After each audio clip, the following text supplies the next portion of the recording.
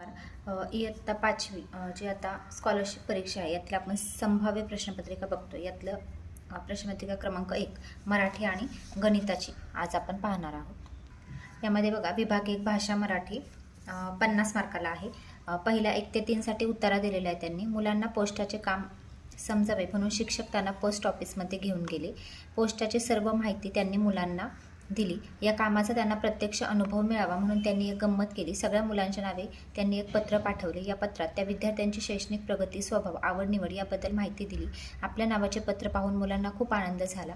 त्यातील काही मुलांनी शिक्षकांना पत्राचे उत्तरही पाठवले. दिवाळीत सर्व विद्यार्थ्यांनी एकत्र येऊन शिक्षकांना शुभेच्छा पत्र पाठवले. काही दिवसानंतर शिक्षकांनी मुलांना ईमेलने पत्र कसे पाठवायचे ते शिकवले. शिक्षकांनी पाठवलेल्या एका पत्रामुळे मुलात नवा उत्साह संचारला. आता बघा त्यांनी उत्तरामध्ये काय विचारले. आता मी डायरेक्ट उत्तर सांगणार आहे तुम्हाला. पहिला प्रश्न, वरील उत्तरात शिक्षकाचा कोणता गुण दिसून येतो? तर याच्यामध्ये याचं उत्तर आहे बघा पर्याय क्रमांक 1 प्रत्यक्ष अनुभवातून शिक्षण देतात. दुसरं, पत्रात शिक्षकांनी कोणती माहिती दिली? तर कोणती माहिती दिली? तर शैक्षणिक प्रगतीची. तिसरं, नवीन संदेशवहनाचे कोणते तंत्र शिक्षकांनी मुलांना शिकवले? पत्र, तार, मोबाईल. ते यामध्ये ईमेल आहे बघा. ईमेलने पत्र कसे पाठवायचे म्हणजे पर्याय क्रमांक 4. 4 ते 6 साठी संवाद दिलेला आहे त्यांनी. बातमी दिलेली आहे बघा.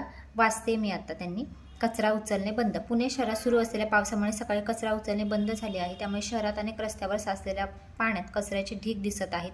पालिकेने तातडीने कचरा उचलण्यास सुरुवात करावी अशी मागणी नागरिकांकडून केली जात आहे. त्यातला चौथा प्रश्न, नागरिकांनी कोणती मागणी केली आहे? तर कचरा उचलण्याची.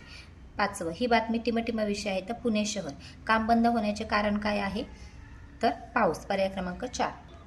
आता प्रश्न 7वा, पुढील वाक्यातील नाम ओळखा. बघा, माणूस धीट व शूर असावा.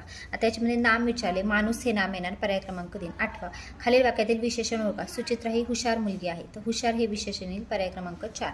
9वं, खालीलपैकी एकवचनी शब्द कोणता ते ओळखा. आता एकवचनी शब्द विचारलाय त्यांनी बघा. माकडे, गोळ्या हे अनेकवचनी होतं. मैत्रीण, घड्याळे पण अनेकवचनी होतं. तर मैत्रीण एकवचनी होईल. 10वं, खालील शब्दातील नपुंसकलिंगी शब्द. गोविंदा, नदी, पत्नी आणि प्रदर्शन. आता ते प्रदर्शन म्हणजे पर्याय क्रमांक 4. 11, खालील शब्दातील शुद्ध शब्द शोधा. संगीत, सुंदर, विनंती आणि विचार. आता विचार चुकले, संगीत चुकले. सुंदरला पण पहिला उकार हवा. विनंती हे बरोबर आहे. 12वं, खालील वाक्यातील उद्देश भाग ओळखा. आता उद्देश म्हणजे काय? कर्त्याचा भाग. बघा, पंतप्रधान नरेंद्र मोदी चंद्रशेखर आझादांच्या गावी जाणार. तर बघा, उद्देश म्हणजे कर्त्याचा भाग येतो. मग पंतप्रधान नरेंद्र मोदी. पर्याय क्रमांक 3. 13, भूतकाळात पडणे या वाक्यप्रचाराचा अर्थ सांगा. तर गोंधळून जाणे. पर्याय क्रमांक 2. 14, पुढील म्हणीचा अर्थ सांगा. कुऱ्हाडीचा दांडा गोतास कार. म्हणजे काय? की आपल्या नातेवाईकांच्या नाशाला कारणीभूत होणे. 15-17, खालील संवाद दिलेला आहे बघा त्यांनी. आता संवादावर आधारित प्रश्न. हा संवाद कोठे घडलेला आहे? बघा. हजेरी सांगारे, सदाशिव नारायण हजर, अब्दुल फत्तूबाई हजर, जालंधर एकनाथ, जालंधर नाही, झेल्या नवा, तो साळतच येत नाही. का येत नाही रे? कुणाला ठाव मास्तर, आणू का बोलवून, घरी नाही तो बड्यात चिंचा पाडतोय. आता कुठे घडलाय? नक्कीच हा शाळेत घडलेला आहे. पर्याय क्रमांक 3. 16, या संवादात किती व्यक्ती आहेत? तर बघा, आता त्यांनी काय सांगितलंय? सगळ्यांची नावं घेतलेली आहेत ना. तर एकूण काय होतात? किती व्यक्ती होतात? तर 5 व्यक्ती होतात. पुढे, चिंचा कोण पाडीत आहे? तर जो शाळेत नाही आलेला तो कोण? तर झेल्या. इथं त्यांनी दिलेले आहे बघा. झेल्या म्हणा म्हणजे झेल्या. चिंचा कोण पाडत होता? झेल्या. पुढे 18, सॉफ्टवेअर यासाठी मराठी शब्दाचा पर्याय शोधा. आता सॉफ्टवेअर यासाठी मराठी पर्याय येतो आज्ञावली. पर्याय क्रमांक 4. 19, पुढील शब्दाचा समानार्थी शब्द. दंडवत. दंडवतचा समानार्थी शब्द येतो नमस्कार. पर्याय क्रमांक 1. पुढील दिलेल्या शब्दातील जोडशब्द शोधा. बघा, जोडशब्द याच्यामध्ये आहे भाजी भाकरी. पर्याय क्रमांक 2 उत्तर येतं बघा आपलं, भाजी भाकरी. अधोरेखित शब्दाचे वेगवेगळे अर्थ ओळखा. पाठ दुखेपर्यंत तो पाठ वाचत होता. आता बघा, पाठ म्हणजे काय येतं?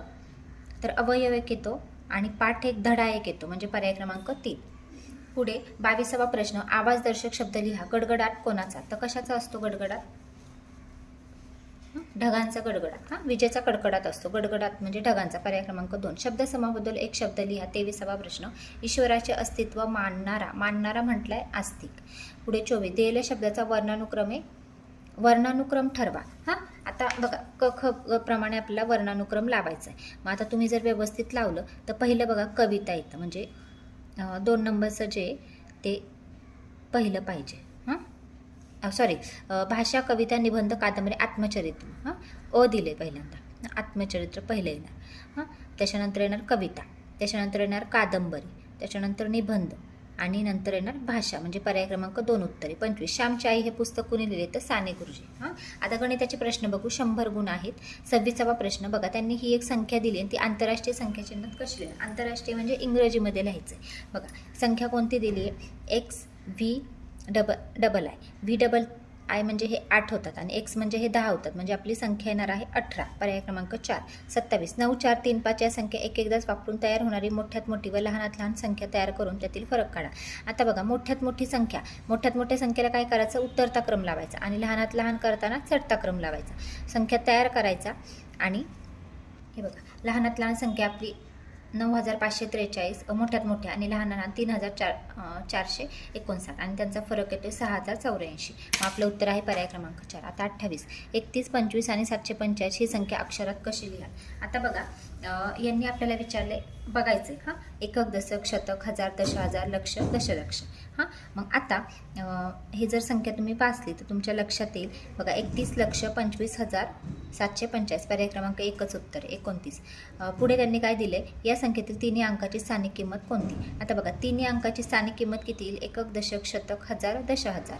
हां, जेवढे याच्या पुढे संख्या आहेत 3च्या या बाजूला उजव्या बाजूला तितके शून्य येतील, म्हणजे आपली उत्तर येणार आहे 30,000. पर्याय क्रमांक 2.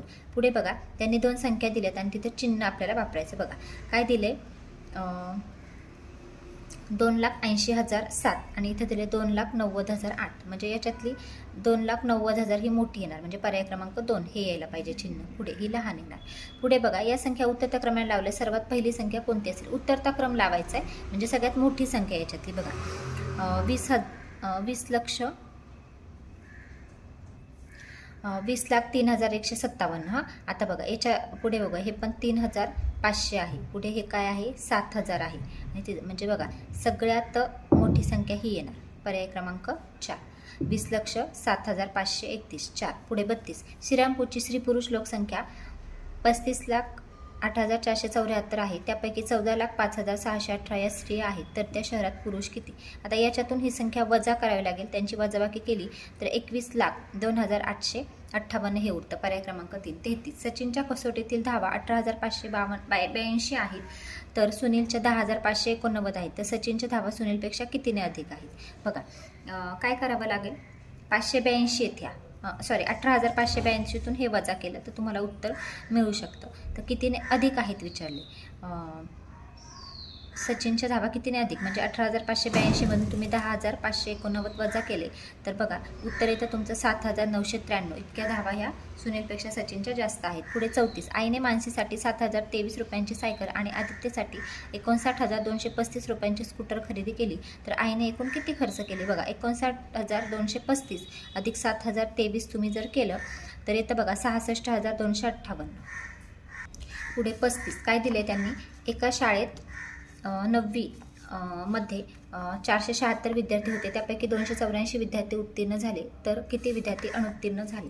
तर बघा 476 होते, त्यापैकी 284 तुम्ही वजा केले तर हे तुम्हाला अनुत्तीर्ण विद्यार्थी मिळतील 192. पुढे बघा त्यांनी बेरीज दिली आहे, नंतर वजाबाकी दिली. आता असे उदाहरणं जे असतात ना, या उदाहरणामध्ये सलग करत जायचं, यांची बेरीज करायची आणि त्यातून तुम्ही हे 6,15,313 वजा करायचे, तर तुमचं उत्तर येतं बघा 3,98,717. 37 केदारने प्रत्येकी 15 रुपये दराने 6 पेन तसेच प्रत्येकी 20 प्रमाणे 4 वह्या खरेदी केल्या, त्याने दुकानदारात 200 रुपये दिलेस किती रुपये परत मिळतील. आता बघा 15 रुपये दराने 6 पेन म्हणजे 15,90 रुपयाचे पेन झाले आणि 20 प्रमाणे 4 वह्या, हां 20 80. 90 आणि 80 किती होतात 170. मग आता 30 रुपये दुकानदार त्याला परत देईल, 200 रुपये दिलेस, हां म्हणजे पर्याय क्रमांक 4. पुढे बघा 38 अमृताने बाजारातून 24 रुपयाला 4 मीटर मोगऱ्याच्या गजऱ्यांची खरेदी केली, तर 1 मीटर गजऱ्याची किंमत किती. 24 रुपयात 4 आणले, हां मग जर 24ला तुम्ही 4ने भागलं तर 6 उत्तर येईल. 1 मीटरची किंमत येते 6 रुपये. 39 बघा वजाबाकी दिली, नंतर परत बेरीज दिली, दशांश अपूर्णांकाचं दिलेले. मग याच्यामध्ये काय करायचं, दशांशाखाली दशांश आला पाहिजे. बघा तुम्ही यांची वजाबाकी आधी करून घ्यायची आणि मग हे फक्त दशांशाखाली दशांश तुम्ही मांडला तर तुमचं उत्तर बरोबर येतं. पर्याय क्रमांक 3 उत्तर आहे याचं. पुढे 40 ए बरोबर 8 बी बरोबर 5 असेल तर पदावली दिली. आता इथं काय करायचं, एची किंमत टाकायची, एची किंमत टाकायची 8 आणि बीची किंमत टाकायची 5 परत गुणिले 8. आता इथे गुणाकार अगोदर करून घ्यायचा. बीची किंमत 5 आहे, 5 × 8 = 40 आणि 40 अधिक 8 म्हणजे उत्तर येतं आपलं 48. पर्याय क्रमांक 3 41. दोन संख्यांचा मसावी आणि लसावी अनुक्रमे 45 आणि 900 आहे. त्यापैकी एक संख्या 450 आहे तर दुसरी संख्या कोणती? आता याच्यामध्ये ना सूत्र आहे, तुम्हाला माहिती आहे, दोन संख्यांचा गुणाकार बरोबर लसावी गुणिले मसावी. मी हे गणित सोडून दाखवते तुम्हाला. हे बघा, दोन संख्यांचा गुणाकार बरोबर लसावी गुणिले मसावी हे सूत्र आहे. हे सूत्र वापरून हे गणित सोडवायचं आहे आपल्याला. एक मिनटं, आपलं गणित बघा. हां, आता बघा काय केलं, दोन संख्यांचा गुणाकार आणि त्यातली एक संख्या आपल्याला दिलेली आहे, इथं दिसतंय का, हे बघा 450 दिली. मग आपण इथं 450 मांडून घेतली. एक संख्या 450 गुणिले दुसरी संख्या बरोबर लसावी गुणिले लसावी 45 आणि हे 900 मसावी. मग आता दुसरी संख्या आपल्याला काढायची. मग पहिली संख्या जी आहे 450 ती इकडं भागिले जाईल, इथं गुणिले येतात तिकडे भागाकारात जाईल, म्हणजे 45 गुणिले 900 भागिले 450. मग हे कसं सोडवायचं, शून्याला हा शून्य गेला, हे राहिले 45. मग 45ला हे 45 गेले, 45 एके 45. मग हे 90 राहिले, म्हणजे आपलं संख्या असणार आहे 90. दुसरी संख्या असणार आहे 90. मग बघा आपलं उत्तर येतं पर्याय क्रमांक 3 90. पुढे 42वा प्रश्न, 5/6 आणि 7/9 या अपूर्णांकाचे समच्छेद अपूर्णांकात रूपांतर करा. आता बघा समच्छेद म्हणजे छेद समान करायचा आहे. मग आता इथे काय करायचं आपल्याला, 6 आणि 9च्या पाड्यात संख्या सारखी कोणती आहे, तर मला वाटतं 36. 6 6 36 आणि 9 चौक 36. मग आता 6 6 36 इथं 6ने गुणावं लागेल, म्हणजे वरती पण 6ने गुणायचं. 5 6 30 30/36 येणार आणि 9 चौक 36 इथं पण वरती 4ने गुणावं लागेल. 7 चौक 28 भागिले 36. मग बघा याचं जर समच्छेद अपूर्णांकात रूपांतर करून दाखवते मी तुम्हाला हे सोडून. हे बघा, हे अशा पद्धतीने येणार आहे. आपल्याला छेद समान करायचे आहेत ना, मग 6 आणि 9च्या पाड्यात संख्या कोणती समान आहे, तर 36. मग आपण काय केलं, याचं करून घेतलं. 6 6 6 6 36 वरती पण 6ने गुणायचं, म्हणजे 30 भागिले 36 आलं. इकडे काय केलं, 9 चौक 36 आहे, मग वरती पण 4ने गुणायचं, म्हणजे अंशाला पण छेदाने गुणतो त्यानेच. मग काय येईल, 28 भागिले 36. आता याला भागाकार जातो. आता बघा 6ने याला भाग जाईल, 6 पंचे 30 आणि 6 6 36, म्हणजे हा पूर्णांक आपला 5/7 झाला परत. आणि 28/36 याच्यामध्ये 2नी भाग जाऊ शकतो. समजा बेक बे बेचोक 8 आणि बेक बे बे 8 16, पुन्हा 14 आणि 18 आलं, पुन्हा हेच येईल, बेसाती 14 92 18, म्हणजे आपले हे अपूर्णांक मिळाले. आता हे दोन अपूर्णांक आपल्याला मिळाले, त्याला 2नी भाग घालू आपण.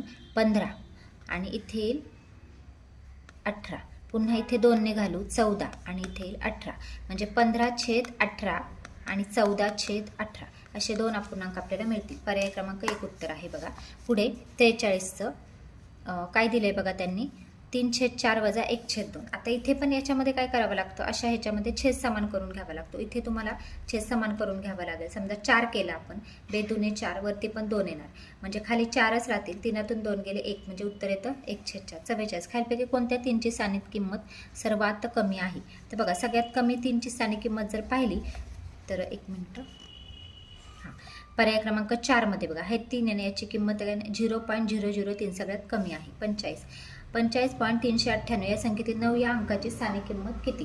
आता 9ची स्थानिक किंमत विचारली आहे त्यांनी. बघा इथं किती येते, 0.09 ही येते. 0.09 म्हणजे पर्याय क्रमांक 3 46. खालीपैकी 2/3चा सममूल्य अपूर्णांक. आता 2/3चा सममूल्य अपूर्णांक विचारला. आता हा बघा 4 2ने भाग जाईल, 2 दुने 4 बेत्रिक 6, म्हणजे पर्याय क्रमांक 1च उत्तर आहे. 47. 8/7 हा कोणत्या प्रकारचा अपूर्णांक आहे, कोणता आहे बघा, अंश मोठा आहे छेद लहान आहे, म्हणजे अंशाधिक अपूर्णांक. पर्याय क्रमांक 3. ठीक आहे. पुढचा प्रश्न 48. आशुतोषला पॅन्टसाठी 1.67 मीटर कापड लागते, तर शर्टसाठी 2.20 मीटर कापड लागते. त्याला शर्ट पॅन्टसाठी एकूण किती कापड लागते. आता 1.67 अधिक 2.20 यांची जर तुम्ही बेरीज केली तर ते येतं 3 मीटर 87 सेंटीमीटर. पुढे खालीलपैकी 7ची स्थानिक किंमत काय दिलं आहे त्यांनी, 7/100 आहे. आता त्यांनी हे 7/100 जरी दिलं तरी तुम्ही काय करायचं, खाली 2 शून्य आहेत, म्हणजे 2 घरांवरती पॉईंट हवा, ओके नाही.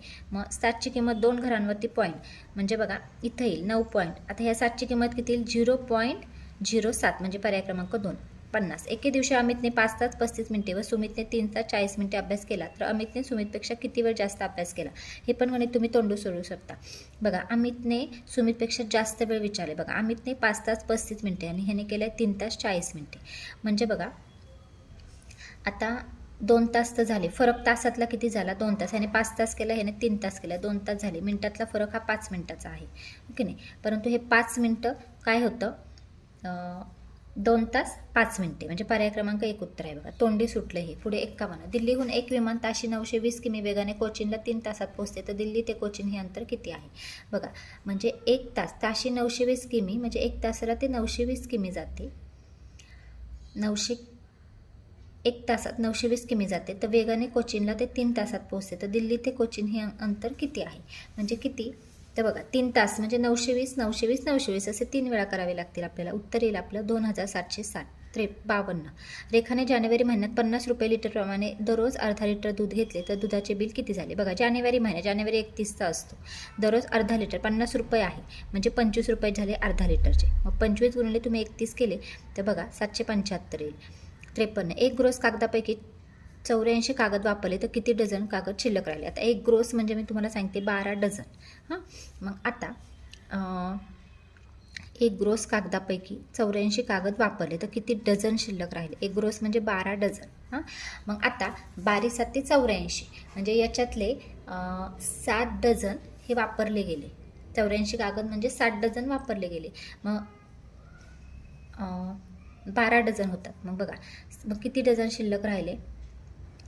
60 डझन वापरले. 12 7 84 ना, 60 डझन वापरले, 5 डझन शिल्लक राहिले पाहिजेत. पर्याय क्रमांक 3. 54. एका डब्यात 70 रुपये आहेत, त्यापैकी 25 पैशांची 72 नाणी व उरलेली 50 पैशांची नाणी असल्यामुळे एकूण किती नाणी आहेत? बघा, 70 रुपये आहेत, 25 पैशांची 72 नाणी आहेत. म्हणजे बघा, 25 पैशांची 72 नाणी म्हणजे याचे रुपये काढून घ्या आणि उरलेली 50 पैशांची. आता बघा, 25 पैशांची 72 नाणी. आता बघा, 25 पैशांची 4 नाणी जर घेतली तर 1 रुपया होतो.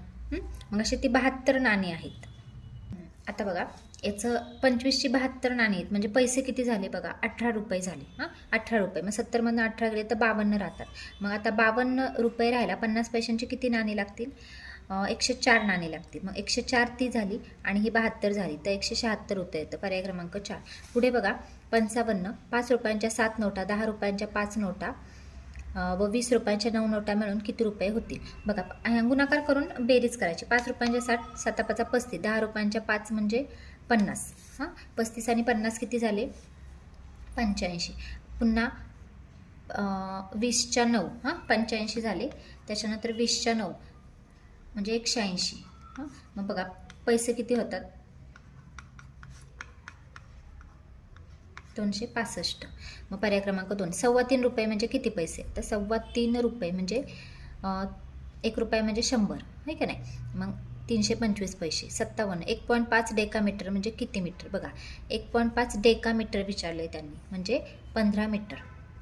पर्याय क्रमांक 1 येतं उत्तर. पुढे 58. बागेतील चालण्याच्या रस्त्यावरून एक फेरी पूर्ण केली की 250 मीटर चालणे होते.